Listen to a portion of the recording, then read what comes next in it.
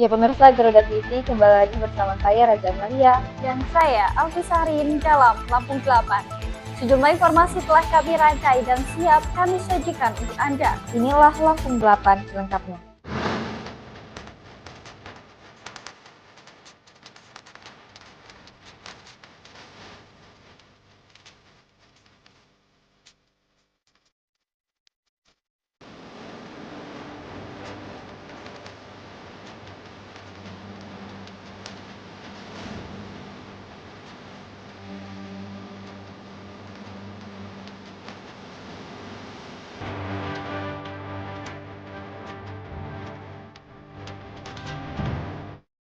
KBHF KPLP, Zulkifli Hasan dorong solidaritas Sumbakso.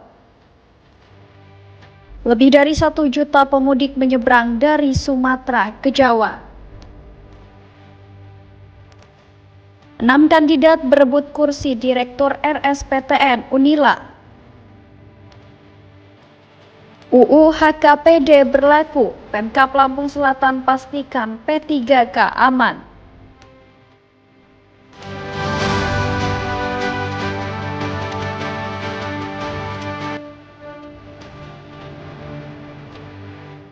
Pemirsa, Halal Bihalal Forum Komunikasi Persaudaraan Lampung Perantauan atau FKPLP digelar di Mahan Agung, Bandar Lampung, Minggu 29 Maret 2026. Menjadi momentum mempererat silaturahmi sekaligus memperkuat peran masyarakat Lampung di perantauan. Dalam suasana penuh kehangatan, Zulkifli Hasan menyampaikan ucapan selamat Hari Raya Idul Fitri, sekaligus mengajak seluruh masyarakat memperkuat persatuan dan kebersamaan. Ia menegaskan kawasan Sumatera bagian selatan atau Sumbaksel memiliki sejarah panjang dan peradaban besar yang telah dikenal sejak masa kejayaan Sriwijaya sebagai kekuatan maritim di masa lampau. Menurutnya potensi besar tersebut harus kembali dirajut melalui kebersamaan antar daerah yang selama ini dinilai berjalan sendiri-sendiri untuk memperkuat posisi kawasan dalam pembangunan nasional. Kedepan pertemuan lintas provinsi se-Sumbaksel akan digelar, melibatkan para kepala daerah dan tokoh nasional guna memperkuat sinergi pembangunan kawasan. Jadi sekali lagi kita punya sejarah yang panjang. Oleh karena itu kita mesti merajut ini kembali. Kalau beberapa waktu ini tadi kata Pak Gubernur mungkin kita sibuk berjuang masing-masing. Nah ini kita perlu bersama-sama agar lebih kuat. Ya untuk memajukan Indonesia tentunya. Nah setelah ini tadi Profesor Dasko sudah setuju, Pak Ical. Setelah ini kita akan lanjut nanti pertemuan se-Sumbaksel. Ya, se-Sumbaksel. Nanti yang undang Gubernur Lampung, Gubernur Sumsel, Gubernur Bengkulu, Gubernur Bangka Belitung, Jambi, Pak Dasko, ya tentu kita dan lain-lain. Mungkin para menteri atau siapa nanti. Sehingga juga menjadi besar. Kita tidak kalah besar dengan yang kuat sekarang, misalnya dari Sumatera Utara, dari Makassar, dan seterusnya. Kita tidak kalah, dan bahkan kita punya sejarah yang panjang. Ya, jadi banggalah menjadi orang Lampung, banggalah bagian dari Sumatera Selatan. Selain itu, ia juga menyoroti besarnya potensi Lampung di sektor pariwisata dan sumber daya alam, seperti Gunung Krakatau dan Taman Nasional Waikambas, yang dinilai mampu menjadi daya tarik unggulan. Namun demikian, ia menilai dukungan anggaran pembangunan di Lampung masih perlu ditingkatkan jika dibandingkan dengan daerah lain seperti Labuan Bajo dan Danau Toba yang telah berkembang pesat melalui dukungan infrastruktur. Melalui momentum ini, Zulkifli Hasan mengajak seluruh masyarakat Lampung untuk bangga terhadap identitas daerah sekaligus bersatu mendorong kemajuan pembangunan agar mampu bersaing dengan wilayah lain di Indonesia. Dari Bandar Lampung, Elta Metia, Garuda TV melaporkan. Arus mudik dan balik Lebaran 2026 melalui penyeberangan terus menunjukkan peningkatan. PT ASDP Indonesia Ferry mencatat lebih dari 1 juta pemudik dari Sumatera telah menyeberang ke Pulau Jawa. Sementara itu, hingga akhir masa arus balik, sebagian besar pemudik diklaim sudah kembali ke daerah asal. Pada hari terakhir arus balik Lebaran 2026, PT ASDP Indonesia Ferry merilis data total pergerakan penumpang dan kendaraan selama masa angkutan Lebaran. Tercatat jumlah penumpang yang menyeberang dari Sumatera ke Jawa mencapai 1.148.252 orang. Angka ini meningkat 2,5% dibandingkan periode yang sama tahun sebelumnya. Tidak hanya penumpang, jumlah kendaraan yang menyeberang juga mengalami kenaikan, yaitu mencapai 275.662 unit atau naik 4,6%. Sementara itu untuk arus balik, tercatat sebanyak 713.702 penumpang telah kembali ke Sumatera. Jumlah ini setara dengan 79% dari total pemudik. Sedangkan untuk kendaraan sebanyak 185.231 unit telah kembali atau sekitar 77%. Pihak ASDP menyebut kelancaran arus mudik dan balik tahun ini didukung oleh penambahan armada serta pengaturan jadwal penyeberangan yang lebih baik. Arus mudik ataupun arus balik itu lebih terpecah, lebih menyebar, sehingga memang kalau dibandingkan pada periode yang sama itu lebih di bawah. Kemudian kumulatif H-10 sampai dengan H+6 kemarin, total penumpang yang dilayani adalah sebanyak 1.148.252 orang, naik 2,5% dari tahun lalu. Kemudian kendaraan itu sebanyak 275.622 unit, ini naik 4,6% dibandingkan tahun lalu. Kemudian kami dapat sampaikan juga bahwa jumlah pemudik yang sudah kembali ke lintasan Sumatera Jawa sampai dengan H+6 pukul 23.59, jumlah penumpang adalah 713.702 orang, di mana ini adalah 79% dari total traffic arus mudik. Sehingga sisa penumpang yang belum kembali adalah sebanyak 185.162 orang, 21% dari total traffic arus mudik. Kemudian untuk kendaraan yang sudah balik itu sebanyak 185.231 unit atau 77% dari total traffic arus mudik. Sehingga sisa kendaraan yang belum kembali adalah sebanyak 54.689 unit atau 23% dari total traffic arus mudik. Meski sebagian besar pemudik telah kembali, ASDP mengimbau masyarakat untuk tetap memperhatikan jadwal penyeberangan dan kondisi cuaca, guna menjaga kelancaran dan keselamatan perjalanan. Dari Lampung Selatan, Tim Liputan Garuda TV, Hari Atriansyah melaporkan. Pemirsa, Universitas Lampung mulai menyiapkan operasional Rumah Sakit Perguruan Tinggi Negeri atau RSPTN. Salah satunya dengan menjaring calon direktur yang akan memimpin rumah sakit tersebut. Tercatat ada 6 nama yang siap mengikuti proses seleksi. Rektor Universitas Lampung, Profesor Lusmelia Apriani, mengungkapkan saat ini pihaknya telah mengantongi 6 bakal calon direktur RSPTN Unila. Ke-6 kandidat tersebut akan mengikuti serangkaian proses seleksi, mulai dari wawancara hingga tes potensi akademik. Proses ini dilakukan untuk menentukan sosok pemimpin yang dinilai mampu mengembangkan dan mengelola rumah sakit pendidikan secara profesional. Seleksi direktur ini juga menjadi bagian dari persiapan operasional RSPTN Unila, mengingat pembangunan gedung rumah sakit tersebut saat ini telah mencapai tahap akhir dan ditargetkan rampung pada akhir April 2026. Salah satu syarat utama bagi calon direktur adalah memiliki pengalaman memimpin rumah sakit serta memenuhi kriteria profesional lainnya. Rektor Unila menyebut batas usia calon direktur berkisar antara 60 hingga 65 tahun. Meski demikian, ketentuan tersebut masih akan disesuaikan kembali. Menariknya, seluruh kandidat yang saat ini terjaring berasal dari luar atau eksternal universitas. Sementara dari internal Unila belum ada yang mendaftar. Setelah direktur terpilih nantinya, pihak universitas akan segera mengurus izin operasional rumah sakit. Dilanjutkan dengan proses akreditasi, visitasi hingga kerjasama dengan BPJS Kesehatan. Universitas Lampung menargetkan rumah sakit pendidikan ini dapat segera beroperasi dan memberikan layanan kesehatan sekaligus menunjang pendidikan kedokteran di Lampung. Dari Bandar Lampung, Tim Liputan Garuda TV melaporkan. Ya pemirsa, pemerintah Kabupaten Lampung Selatan menegaskan tidak akan ada pemutusan hubungan kerja bagi pegawai pemerintah dengan perjanjian kerja atau P3K meski Undang-Undang HKPD telah berlaku. Pemkab meminta seluruh P3K tenang dan tidak terpengaruh isu yang belum terkonfirmasi. Kekhawatiran muncul seiring berlakunya Undang-Undang Nomor 1 Tahun 2022 tentang hubungan keuangan antara pemerintah pusat dan daerah atau UU HKPD. Undang-undang ini mengatur pembatasan belanja pegawai maksimal 30% dari APBD, namun tidak bermakna ada pemotongan tenaga kerja.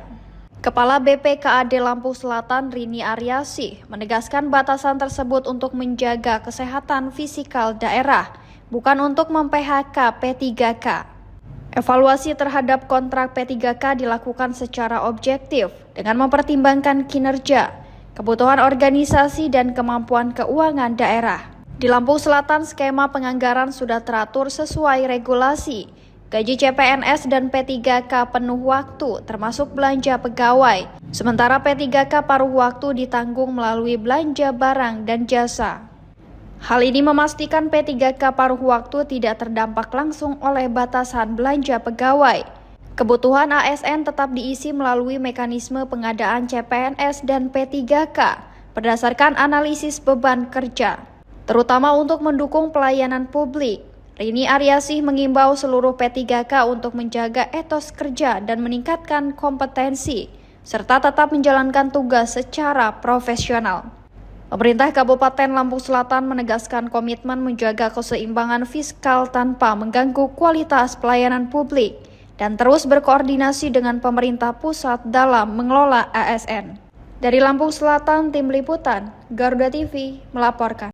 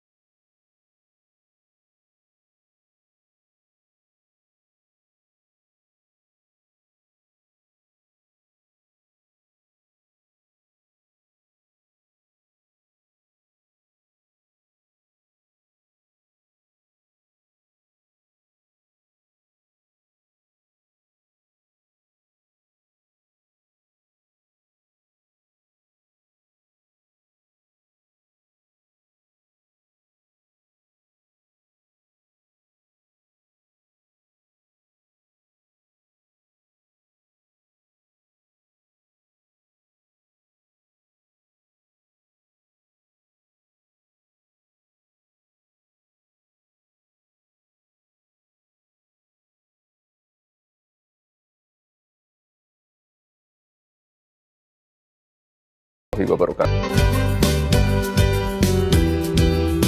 Assalamualaikum warahmatullahi wabarakatuh. Taqabbalallahu minna wa minkum. Ramadan telah kita lalui bersama. Sebulan penuh pembelajaran tentang menahan diri dan menumbuhkan cahaya dalam setiap langkah. Dalam proses itu, kita belajar bahwa setiap ikhtiar kecil memiliki makna besar dalam membentuk pribadi yang lebih tulus. Idul Fitri hadir sebagai penanda kemenangan, di mana kita kembali kepada hati yang bersih untuk saling memaafkan dan mempererat kepedulian kepada sesama. Saat kita membuka hati untuk saling memaafkan, di sanalah hubungan kita menjadi lebih hangat dan bermakna. Idul Fitri bukan sekedar perayaan. Ia adalah pengingat bahwa cinta, empati, dan keikhlasan yang kita latih selama Ramadan akan menjadi cahaya penuntun kita ke depan. Nilai-nilai ini menjadi landasan kita untuk terus berkarya, memberi manfaat, dan menebar kebaikan. Saya, Fahmi Muhammad Anwari. Saya, Ayu Sini. Saya, Pranoto, mengucapkan Selamat Hari Raya Idul Fitri 1447 Hijriah. Semoga Idul Fitri terus menguatkan kebersamaan di antara kita Dan menghadirkan cahaya kemenangan yang memuliakan. Mohon maaf lahir dan batin.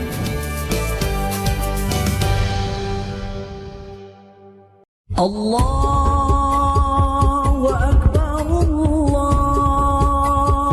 Akbar, Allahu Akbar. Bismillahirrahmanirrahim. Assalamualaikum warahmatullahi wabarakatuh. Tabi pun taqabbalallahu minna wa minkum, taqabbal ya karim. Saya Sekretaris Daerah Provinsi Lampung, Marindo Kurniawan, atas nama pribadi, keluarga, dan pemerintah Provinsi Lampung mengucapkan selamat Hari Raya Idul Fitri 1447 Hijriah 2026. Minal aidin wal faizin, mohon maaf lahir dan batin.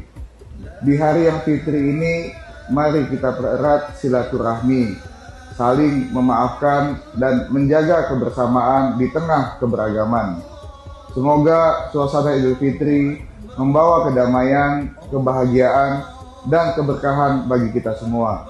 Terima kasih. Bila taufik wa hidayah. Wassalamualaikum warahmatullahi wabarakatuh.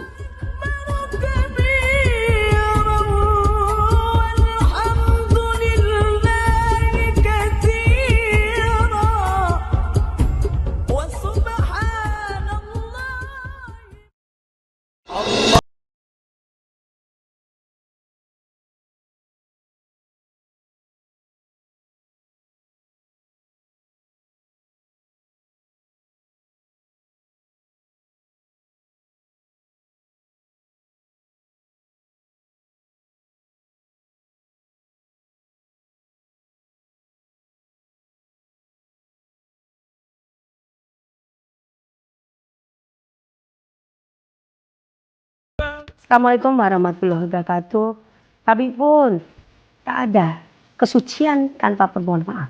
Ada kebahagiaan tanpa rasa syukur. Ramadan telah melatih kita untuk menjadi pribadi yang lebih sabar dan peduli. Di hari yang fitri ini, Bunda Eva mengajak kita semua untuk membuka pintu maaf seluas-luasnya. Mari kita jaga kebersamaan, mempererat silaturahim, dan terus menebarkan kebaikan untuk Kota Bandar Lampung yang kita cintai. Saya Eva Diwana, Wali Kota Bandar Lampung, dan segenap jajaran pemerintah Kota Bandar Lampung mengucapkan Selamat Hari Raya Idul Fitri 1 Syawal 1447 Hijriah. Mohon maaf lahir dan batin. Wallahumma fiq thoriq. Wassalamualaikum warahmatullahi wabarakatuh.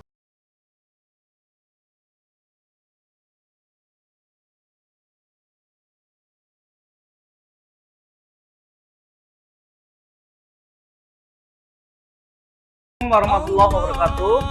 Tabik pun. Ya pun.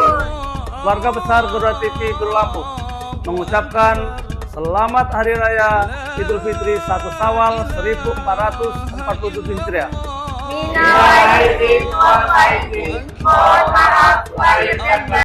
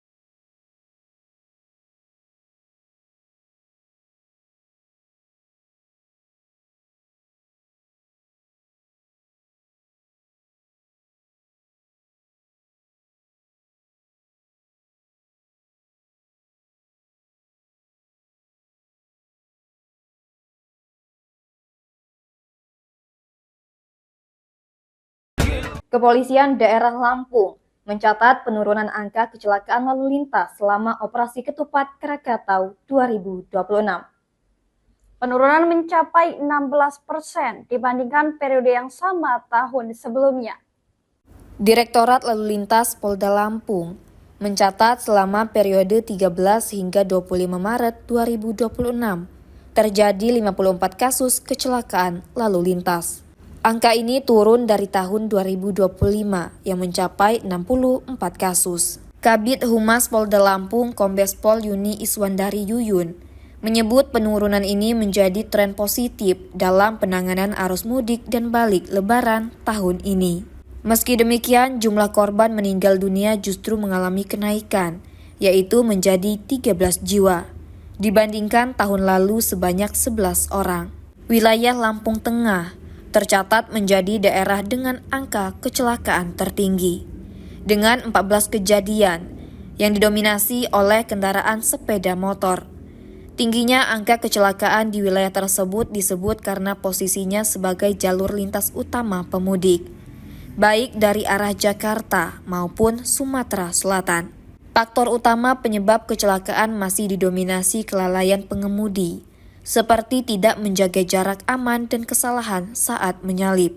Polda Lampung menyebut penurunan angka kecelakaan ini merupakan hasil dari strategi pengamanan dan pengawasan secara real-time, di mana setiap Kasat Lantas melakukan laporan langsung secara berkala untuk memantau kondisi lalu lintas. Selain itu, petugas juga mengerahkan Satgas Kamsel Tipkar Lantas untuk memberikan imbauan langsung kepada masyarakat, serta meluncurkan aplikasi Siger Lampung Presisi agar masyarakat dapat memantau titik keramaian secara mandiri.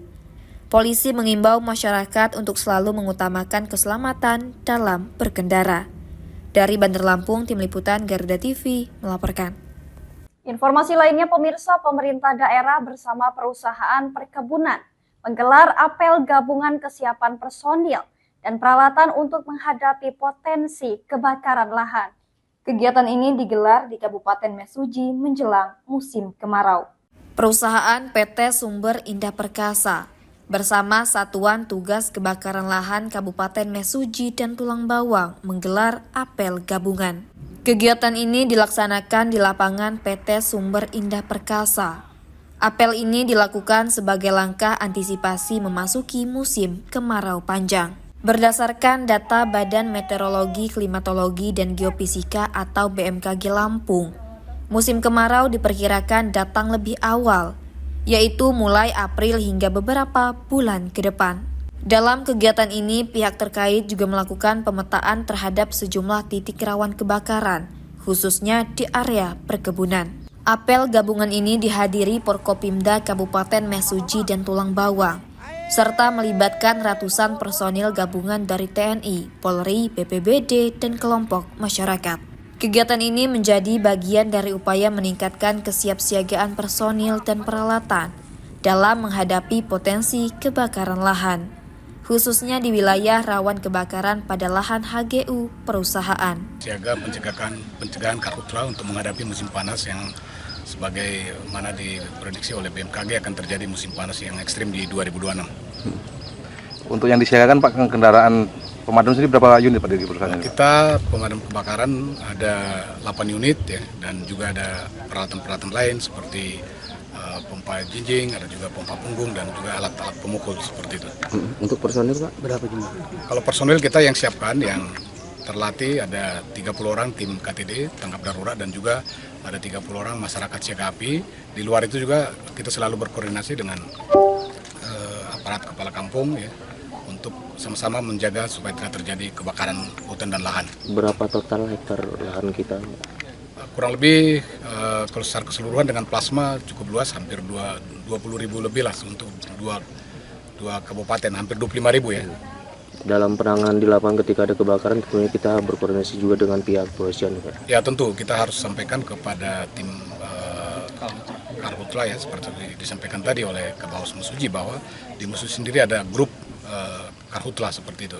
Dengan digelarnya apel ini, diharapkan seluruh pihak dapat lebih siap dan sigap dalam mencegah serta menangani kebakaran lahan.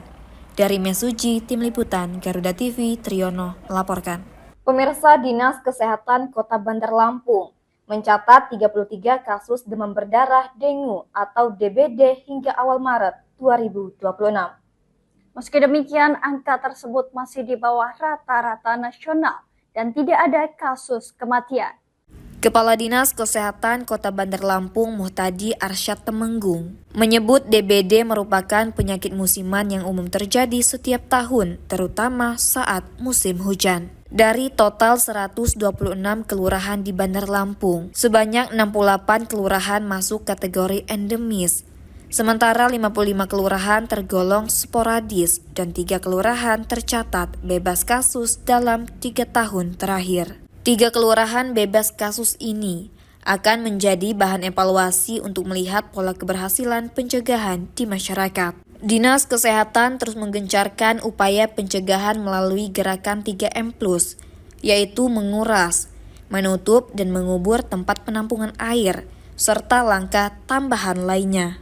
Edukasi dilakukan melalui kader Jumantik, puskesmas hingga tim promosi kesehatan, agar masyarakat aktif memantau jentik nyamuk di lingkungan masing-masing. Selain itu, penggunaan ABT pada tempat penampungan air yang sulit dijangkau juga dianjurkan.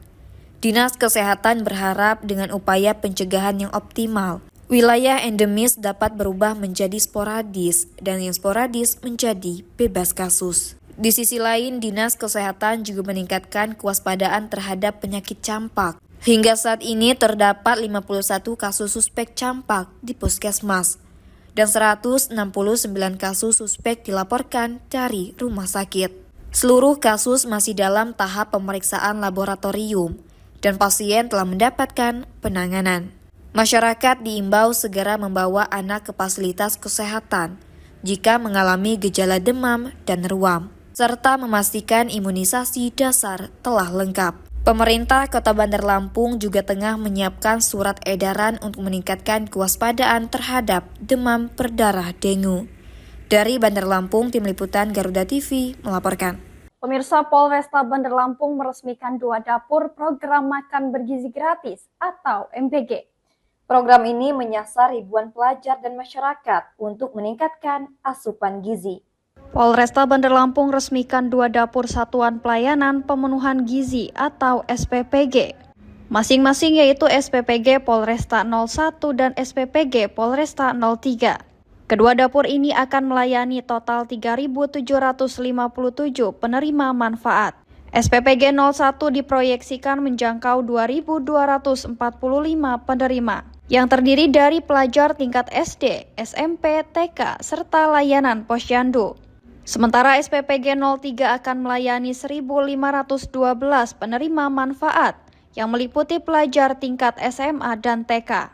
Kapolresta Bandar Lampung Kombes Pol Alfred Yakob Tilukai menyebut peresmian dapur ini merupakan bentuk dukungan terhadap program pemerintah.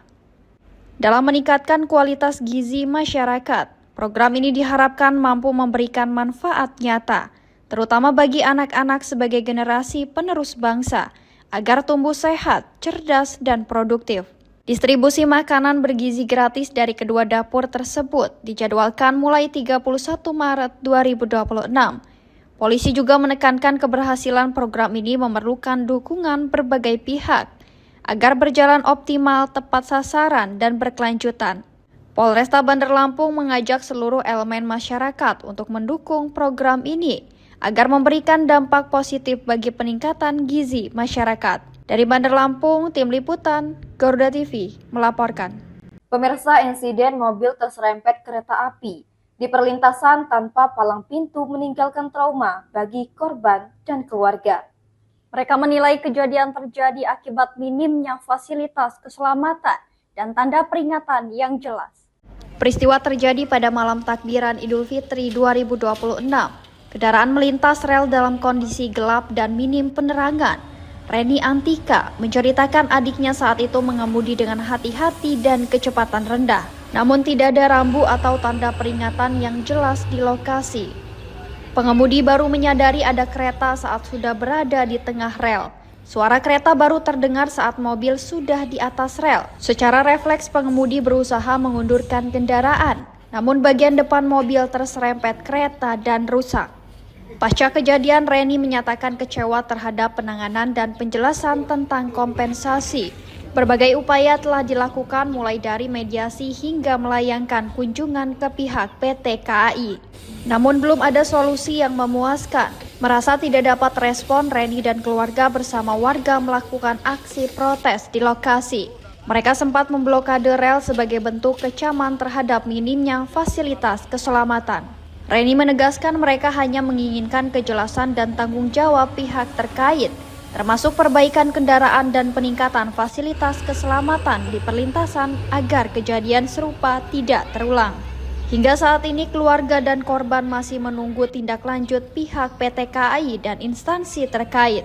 Sementara itu warga berharap adanya evaluasi keselamatan di perlintasan tanpa palang pintu di wilayah tersebut.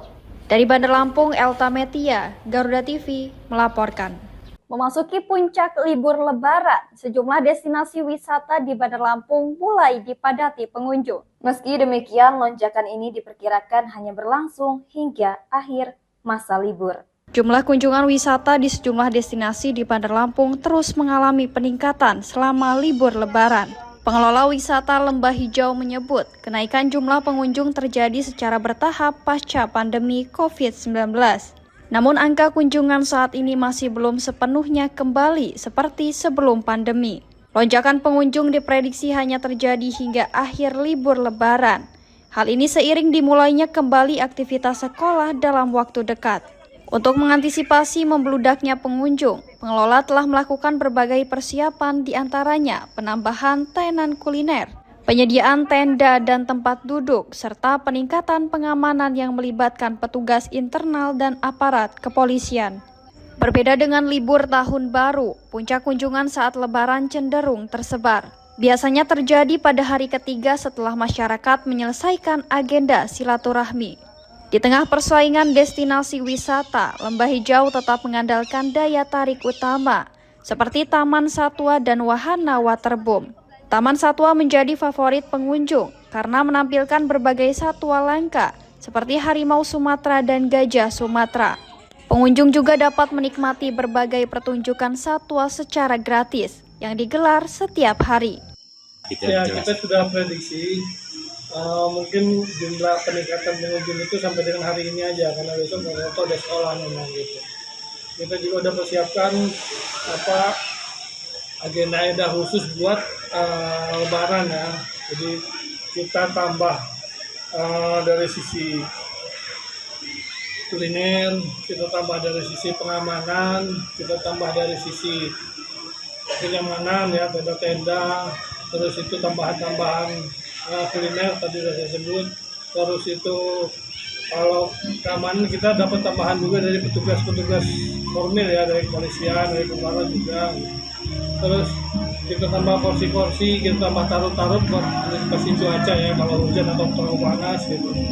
Itu rutin sebenarnya udah. Lembah Hijau ini umurnya udah belasan tahun gitu, jadi kita cuma mengulang aja kebiasaan-kebiasaan dulu, antisipasinya juga udah biasa kita laksanakan gitu. Dan untuk memperlancar lalu lintas maupun memperlancar kunjungan gitu ya.